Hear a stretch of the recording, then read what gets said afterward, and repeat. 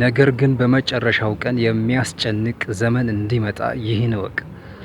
ሰዎች ራሳቸውን የሚወዱ፣ ገንዘብን የሚወዱ፣ ትምክህተኞች፣ ትዕቢተኞች፣ ተሳዳቢዎች፣ ለወላጆቻቸው የማይታዘዙ፣ የማያመሰግኑ፣ ቅድስና የሌላቸው፣ ፍቅር የሌላቸው፣ እርቅን የማይሰሙ፣ ሐሜተኞች፣ ራሳቸውን የማይገዙ፣ ጨካኞች፣ መልካም የሆነውን የማይወዱ፣ ከዳተኞች፣ ችኩሎች፣ በትዕቢት የተነፉ፣ ከእግዚአብሔር ይልቅ ተድላን የሚወዱ ይሆናሉ።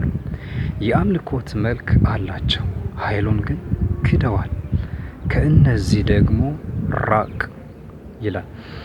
እነዚህ ባህሪያት ወይንም ከላይ የዘረዘርናቸው ሁለተኛ ጢሞቴዎስ ምዕራፍ 3 ከቁጥር 1 እስከ 5 19 የመጨረሻ ዘመን በመጨረሻው ዘመን ሰዎች የሚሆኑትን ይዘረዝራል። ይህ ደግሞ ግለሰቦችን ነው የሚመለከተው።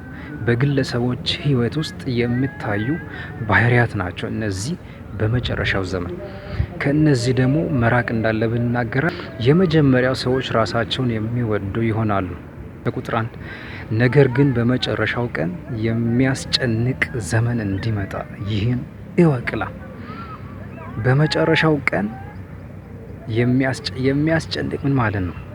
ፔርሎስ ታይም ወይንም ዴንጀረስ ታይም፣ አደገኛ ጊዜ ይመጣል በመጨረሻው ዘመን።